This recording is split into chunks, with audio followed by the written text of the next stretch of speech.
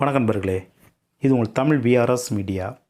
இன்றைக்கி இந்த வீடியோவில் எதை பற்றி தெரிஞ்சுக்கிற போகிறோம் அப்படின்னா, நம்மளுடைய சப்ஸ்கிரைபர் கேட்டிருக்கக்கூடிய ஒரு கேள்விக்கான பதிலை தான் இந்த வீடியோலேருந்து பார்க்க போகிறோம். அதாவது என்னுடைய அப்பா சுயமாக சம்பாதித்து ஒரு 10 ஏக்கர் மதிப்புள்ள விவசாய நிலத்தை வாங்கியிருக்காரு. அப்படி வாங்கியிருக்கக்கூடிய என்னுடைய அப்பாவுக்கு சட்டப்படியான வாரிசுகள் 2 வாரிசுகள். அந்த 2 வாரிசுகளுமே பெண் வாரிசுகள். அதில் மூத்த வாரிசு தான் நான். என்னுடைய பெயருக்கு அப்பா வாங்கியிருக்கக்கூடிய அந்த 10 ஏக்கர் சொத்தில் 4 ஏக்கர் சொத்தை தான செட்டில்மெண்ட்டாக எழுதி வச்சுட்டாரு. மீதம் இருக்கக்கூடிய 6 ஏக்கர் சொத்தை என்னுடைய தங்கச்சி பெயருக்கு தான செட்டில்மெண்ட்டாக எழுதி வச்சுட்டாரு. இப்போ நாங்கள் 2 பேருமே அந்த இடத்த தோட்டமாக பயன்படுத்திட்டு வரோம். அந்த மூத்த வாரிசாக வரக்கூடிய நான் என்னுடைய தோட்டத்திலிருந்து வெளியில் போகணும் வரணும் அப்படின்னா என்னுடைய தங்கச்சியுடைய தோட்டத்தை தான் நான் வண்டிப்பாதையாக கிட்டத்தட்ட 40 ஆண்டுகளுக்கு மேலாக பயன்படுத்தி மெயின் ரோட்டுக்கு போயிட்டுருக்கேன். ஆனால் என்னுடைய தங்கச்சி தற்போது அந்த இடத்த 3வது நபருக்கு ஏதோ ஒரு காரணத்தினால விற்பனை பண்ணிட்டாங்க. அப்படி கிரயமாக பெற்ற அந்த 3வது நபர் நான் கிட்டத்தட்ட 40 ஆண்டுகளாக போயிட்டு வந்த அந்த வண்டிப்பாதையை தற்போது விட முடியாதுன்னு சொல்லி தடுக்கிறாங்க. ஏற்கனவே எங்கள் அப்பாவும் இறந்து போயிட்டாங்க. இப்போ என்னுடைய தோட்டத்திலிருந்து வேறு மாற்று வழிகள் எதுவுமே இல்லை. ஆனால் என்னுடைய தங்கச்சியுடைய தோட்டத்தில் தான் நான் காலங்காலமாக 40 ஆண்டுகளுக்கு மேலாக போயிட்டு வந்திருக்கேன். அப்படி போயிட்டு வந்ததற்கான ஆதாரம்லாம் இருக்குது. ஆனால் தற்போது வாங்கியிருக்கக்கூடிய அந்த 3வது நபர் அந்த வண்டிப்பாதையை விட முடியாதுன்னு சொல்லி மறுத்துட்டார். இப்போ நான் சட்டப்படி அந்த வண்டிப்பாதையை பெற முடியுமா பெற முடியாதா, அப்படி பெறணும் அப்படின்னா அதற்கான சட்ட வழிமுறைகள் என்னென்ன இருக்குது அப்படிங்கிற மாதிரி பல்வேறு கேள்விகளை கேட்டிருக்காங்க. அதற்கான பதிலை தான் இப்போ நம்ம இந்த வீடியோலேருந்து பார்க்க போகிறோம். இது வரைக்கும் நம்மளுடைய சேனலை இன்னும் சப்ஸ்கிரைப் பண்ணலாம் அப்படின்னா கண்டிப்பாக மறக்காமல் சப்ஸ்கிரைப் பண்ணிக்கோங்க. இந்த வீடியோ பயனுள்ளதாக இருந்துச்சு அப்படின்னா உங்களுடைய நண்பர்களுக்கும் ஷேர் பண்ணிக்கோங்க. பொதுவாக நீங்கள் எல்லோரும் இதை புரிந்து கொள்ளக்கூடிய வகையில் ஒரு எடுத்துக்காட்டுடன் தற்போது பார்ப்போம். ஃபார் எக்ஸாம்பிளுக்கு இந்த கிருஷ்ணமூர்த்தி என்பவர் கடந்த 1965ஆம் ஆண்டு இவருடைய சுய சம்பாத்தியத்தில் அந்த வருமானத்தை கொண்டு அவருடைய பெயரில் கிட்டத்தட்ட ஒரு 10 ஏக்கர் மதிப்புள்ள ஒரு விவசாய நிலத்தை வாங்குறாரு. அப்படி வாங்கின அந்த சொத்து தொடர்பான எல்லா ஆவணங்களும் இந்த கிருஷ்ணமூர்த்தி என்ற பெயரில் தான் பதிவாயிருக்கு. அப்படி ஒரு வாங்கின அந்த சொத்தை அவர் தான் தொடர்ச்சியாக விவசாயம் பண்ணிட்டு வராரு. ஆனால் இந்த கிருஷ்ணமூர்த்திக்கு சட்டப்படியான வாரிசுகள் 2 பேர். அந்த 2 வாரிசுகளுமே பெண் குழந்தைகள். முதல் பெண்ணுடைய பேர் மலர்விழி, 2வது பெண்ணுடைய பேர் கயல்விழி.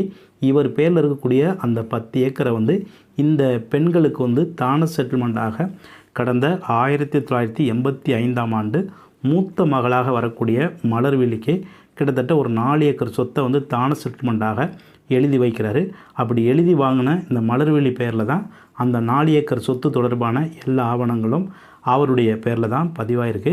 அந்த 4 ஏக்கரை மலர்விழி தோட்டமாக பயன்படுத்திட்டு வராங்க. அதே மாதிரி 2வது மகளாக வரக்கூடிய கயல்வெளிக்கு கிட்டத்தட்ட ஒரு 6 ஏக்கர் மதிப்புள்ள அந்த சொத்தை தான செட்டில்மெண்ட்டாக கடந்த 1987ஆம் ஆண்டு அவருடைய பேருக்கு அந்த சொத்தை தான செட்டில்மெண்ட்டாக எழுதி கொடுக்குறாரு. அப்படி எழுதி வாங்கின அந்த கயல்வெளி பெயரில் தான் இந்த 6 ஏக்கர் சொத்து தொடர்பான எல்லா ஆவணங்களும் அவருடைய பேரில் தான் பதிவாயிருக்கு. அவரும் அந்த 6 ஏக்கரை தோட்டமாக பயன்படுத்திட்டு வர்றாங்க. இந்த 2 பேருமே இந்த சொத்தை பயன்படுத்துவதற்கு மெயினான வழிப்பாதை எந்த பக்கம் இருக்குது அப்படின்னா 2வது மகளாக வரக்கூடிய கயல்வெளியோடைய தோட்டத்தை ஒட்டி தான் இந்த மெயின் ரோடு இருக்குது. இந்த மெயின் ரோட்லேருந்து இறங்கி தான் கயல்வெளியோடைய தோட்டத்துக்கு வரணும். இந்த மெயின் ரோட்டுக்கும் கயல்வெளியோடைய தோட்டத்துக்கும் கிட்டத்தட்ட ஒரு 6 மீட்டர் இடைவெளியில் தான் இந்த தோட்டம் இருக்குது. அந்த 6 மீட்டர் இருக்கக்கூடிய அந்த ரோட்டுடைய அகலம் கிட்டத்தட்ட ஒரு 6 அடி ரோடாக இருக்குது. இந்த 6 அடி ரோட்டில் இறங்கி தான் கயல்வெளியோடைய தோட்டத்துக்கு வரணும். அப்படி கயல்வெளியோடைய தோட்டத்தில் இருந்து தான் அடுத்து மலர்விழியோடைய தோட்டத்துக்கு வரணும். இந்த மலர்விழியோடைய தோட்டத்துக்கு வரணும் அப்படின்னா கயல்வெளி வாங்கியிருக்கக்கூடிய அந்த 6 ஏக்கர் சொத்தில் தான் ஒரு 6 அடி பாதையை வண்டிப்பாதையாக அவருடைய அப்பா மூத்த மகளுடைய தோட்டத்துக்கு போயிட்டு வருவதற்காக அதை வண்டிப்பாதையாக பயன்படுத்த சொல்லி தான் அன்னைக்கு டேட்டில் அவர் பத்திரம் பண்ணி கொடுத்துருக்காரு. அதாவது தான செட்டில்மெண்ட்டாக எழுதி கொடுத்துருக்காரு. அப்படி அதை வண்டிப்பாதையாக பயன்படுத்தணும் அப்படிங்கிறத பத்திரத்தில் எதையுமே மென்ஷன் பண்ணலை. ஆனால் ஏதோ ஒரு காரணத்தினால இந்த கயல்வெளிக்கு பாத்தியப்பட்ட இந்த 6 ஏக்கர் சொத்தையும் 3வது நபருக்கு விற்பனை செய்கிறாங்க. அப்படி கிரயமாக பெற்ற அந்த 3வது நபர் பல ஆண்டு காலமாக போய் சென்ற இந்த மலர்விழிக்கு பாத்தியப்பட்ட இந்த வண்டிப்பாதையை வந்து அவர் வந்து தடுக்கிறாரு. அப்படி தடுக்கும் பட்சத்தில் மலர்விழி பயன்படுத்தக்கூடிய அந்த 4 ஏக்கர் சொத்துக்கு அவர் வந்து போகணும் அப்படின்னா வேறு மாற்று வழிகள் எதுவுமே இல்லை. கிட்டத்தட்ட ஒரு 40 ஆண்டுகளுக்கு மேலாக இந்த மெயின் ரோட்டுக்கு வரணும் அப்படின்னா இந்த கயல்விழிக்கு பாத்தியப்பட்ட அவருடைய தோட்டத்தை கடந்து தான் இந்த மலர்விழி வந்து இந்த மெயின் ரோட்டுக்கு வரணும். அதே மாதிரி அவருடைய தோட்டத்துக்கு வரணும் அப்படின்னா இந்த கயல்விழிக்கு பாத்தியப்பட்ட அந்த வண்டி தடத்தை பயன்படுத்தி தான் அவர்கள் வந்து கிட்டத்தட்ட ஒரு 40 ஆண்டுகளுக்கு மேலாக பயன்படுத்திட்டு வந்தாங்க. ஆனால் தற்போது 3வது நபர் வந்து இந்த கயல்விழிக்கு பாத்தியப்பட்ட அந்த சொத்தை வந்து வாங்கியிருக்காரு. அப்படி வாங்கும்போது அந்த வண்டித்தடத்தை வந்து அவர் வந்து முழுமையாக தடுக்கிறாரு. எதனால் தடுக்கிறாரு அப்படின்னா இந்த 6 ஏக்கருக்கு உள்ளே தான் அந்த வண்டித்தடம் வருது. அந்த வண்டித்தடம் அப்படிங்கிறதுக்கான எந்த ஒரு ஆதாரமும் பதிவுத்துறை சார்ந்த ஆவணமோ அதே மாதிரி வருவாய்த்துறை சார்ந்த ஆவணத்தில் வந்து எதுவுமே இல்லாத காரணத்தினால இந்த வண்டித்தடங்கிறது என்னுடைய சொத்துக்குள்ளே வருது. அதனால் அந்த வண்டித்தடத்தை வந்து நான் விட முடியாது அப்படிங்கிறத சொல்லி அந்த 3வது நபர் வந்து அந்த வண்டித்தடத்தை வந்து மறைக்கிறாரு. அப்படிங்கிற பட்சத்தில் இப்போ 40 ஆண்டுகளுக்கு மேலாக போன இந்த மலர்விழிக்கு இந்த பாதை வந்து அடைக்கப்படுது. அப்படிங்கிற பட்சத்தில் இப்போ அந்த பாதையை வந்து நிரந்தரமாக நம்ம வந்து உரிமை கோர முடியுமா? இந்த இந்திய வசதி உரிமை சட்டத்தை பயன்படுத்தி இந்த மாதிரியான ஒரு சூழ்நிலை வந்து ஏற்படும் போது நம்ம வந்து கண்டிப்பாக பாதையை வந்து சட்டப்படி பெற முடியும். இந்த வீடியோவை பொறுத்தவரை மலர்விழி, கயல்விழி இவர்கள் இருவரும் சகோதரிகள். இவர்கள் இருவருமே அந்த இடத்த வந்து தோட்டமாக பயன்படுத்திட்டு வர்றாங்க. கிட்டத்தட்ட 40 ஆண்டுகளுக்கு மேலாக தோட்டமாக பயன்படுத்திட்டு வராங்க. மலர்விழியுடைய தோட்டத்திலிருந்து வெளியில் போவதற்கு வேறு மாற்று வழிகள் எதுவுமே இல்லை. அதனால தான் கயல்விழிக்கு பாத்தியப்பட்ட அந்த தோட்டத்தை வந்து வண்டித்தடமாக பயன்படுத்தி மெயின் ரோட்டுக்கு வந்து போயிட்டுருக்காங்க. ஆனால் கயல்விழியுடைய குடும்ப காரணத்தினால அந்த சொத்தை வந்து 3வது நபருக்கு கயல்விழி வந்து விற்பனை பண்ணுறாங்க. அப்படி கிரயம் பெற்ற அந்த 3வது நபர் வந்து காலங்காலமாக மலர்விழி வந்து சென்ற அந்த வழித்தடத்தை வந்து தற்போது விட முடியாது என்று மறுக்கும் பட்சத்தில் அவர் மறுப்பதற்கான முக்கியமான காரணம் என்ன அப்படின்னா அந்த வழித்தடமானது பதிவுத்துறை சார்ந்த ஆவணத்திலேயோ அல்லது வருவாய்த்துறை சார்ந்த ஆவணத்திலேயோ அதை வந்து வண்டிப்பாதையினும் காமிக்காமல் விட்டதுனால தான் 3வது நபர் வந்து தற்போது அந்த சொத்து வந்து எனக்கு பாத்தியப்பட்ட சொத்து என்னுடைய சொத்தில் தான் அந்த வண்டித்தடம் வந்து போகுது. அதனால் அந்த மலர்விழிக்கு அந்த சொத்தை வந்து அந்த பாதையை வந்து விட முடியாது அப்படிங்கிறத வந்து சொல்கிறாரு. ஆனால் பதிவுத்துறை சார்ந்த ஆவணத்திலேயோ வருவாய்த்துறை சார்ந்த ஆவணத்திலேயோ அதை வந்து வண்டிப்பாதையினும் மென்ஷன் பண்ணியிருந்தாங்க அப்படின்னா இப்போ 3வது நபர் வந்து அந்த வழிப்பாதையை வந்து விட முடியாது என்று சொல்ல அவருக்கு அதிகாரம் இல்லை. ஏன் அப்படின்னு கேட்டிங்கன்னா அவருக்கு இந்த பதிவுத்துறை சார்ந்த ஆவணம் வருவாய்த்துறை சார்ந்த ஆவணத்தில் வழிப்பாதையாக அதை வந்து காமிச்சிருந்தாங்க அப்படின்னா அதை வந்து யாருமே மறுக்க முடியாது.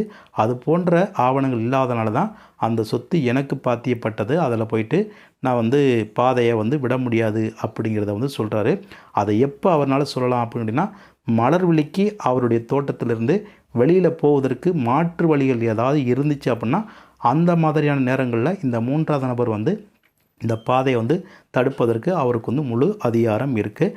ஆனால் மாற்று வழிகள் எதுவுமே மலர்விழிக்கு இல்லாத பட்சத்தில் அவருடைய பட்டா இடமாக இருந்தாலும் கூட கிட்டத்தட்ட 40 ஆண்டுகளுக்கு மேலாக அந்த இடத்த பயன்படுத்தி தான் மெயின் ரோட்டுக்கு போயிட்டு வந்திருக்காங்க. அதற்கான ஆதாரம் இருக்குது அப்படின்னா அந்த 3வது நபர் வந்து கட்டாயம் அந்த சொத்தை வந்து அந்த வழித்தடத்தை வந்து கட்டாயம் விட வேண்டும். ஒருவேளை விட மறுக்கிறாரு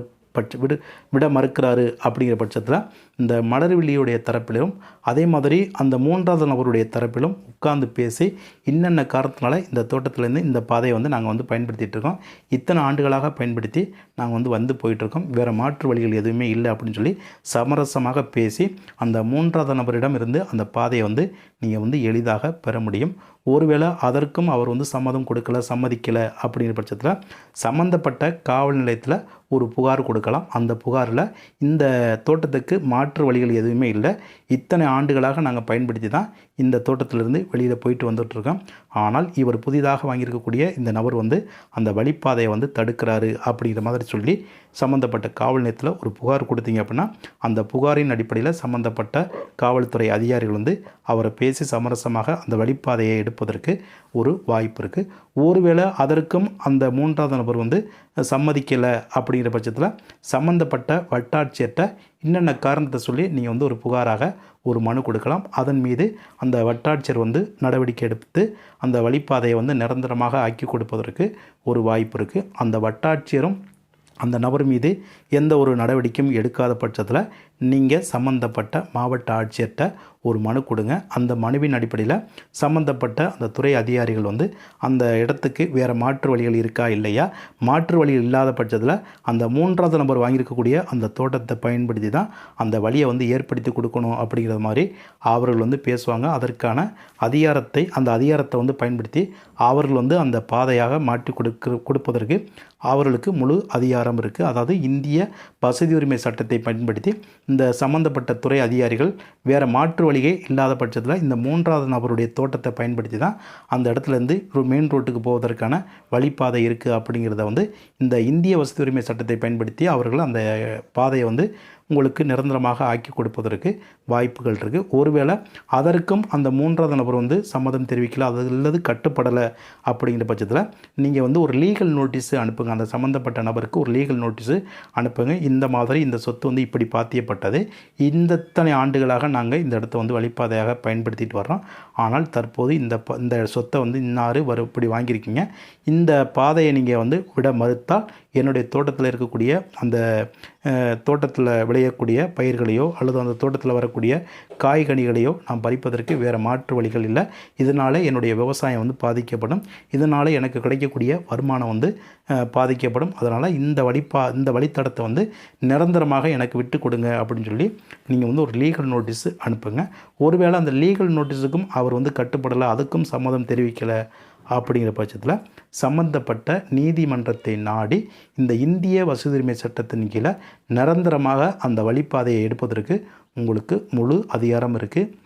இந்த இந்திய வசதி உரிமை சட்டம் வந்து என்ன சொல்லுது அப்படின்னா, உங்களுடைய தோட்டத்துக்கு மாற்று வழிகள் எதுவுமே இல்லாத பட்சத்தில் மற்ற நபருடைய பட்டா நிலமாக இருந்தாலும் கூட அந்த இடத்துல அந்த பாதையை பயன்படுத்தி நீங்கள் வந்து செல்வதற்கு இந்த இந்திய வசதி உரிமை சட்டமானது வழிவகை செய்யும் அப்படிங்கிறது தான் இந்த இந்திய வசதி உரிமை சட்டம் வந்து சொல்லுது. அதனால் நீங்கள் வந்து சம்மந்தப்பட்ட நீதிமன்றத்தை நாடி அதை வந்து ஒரு வழக்காக பதிவு செய்து உங்களுடைய தோட்டத்துக்கு இந்த வழிப்பாதையை வந்து நிரந்தரமாக ஆக்கிக் கொள்வதற்கு இந்த வீடியோ வந்து உங்களுக்கு ஒரு முக்கியத்துவமாக இருக்கும். இப்போ நம்ம பார்த்த இந்த வீடியோவில் உங்களுக்கு ஏதாவது சந்தேகம் இருந்தாலும் சரி, அல்லது நான் சொன்ன இந்த தகவல்களில் ஏதாவது தவறுகள் இருக்குது அப்படிங்கிற பட்சத்தில் இந்த ஸ்க்ரீனில் தெரியக்கூடிய கான்டாக்ட் நம்பருக்கு வந்து கான்டாக்ட் பண்ணுங்கள். இது போன்ற ஒரு நல்ல தலைப்போடு மீண்டும் சந்திப்போம். நன்றி, வணக்கம்.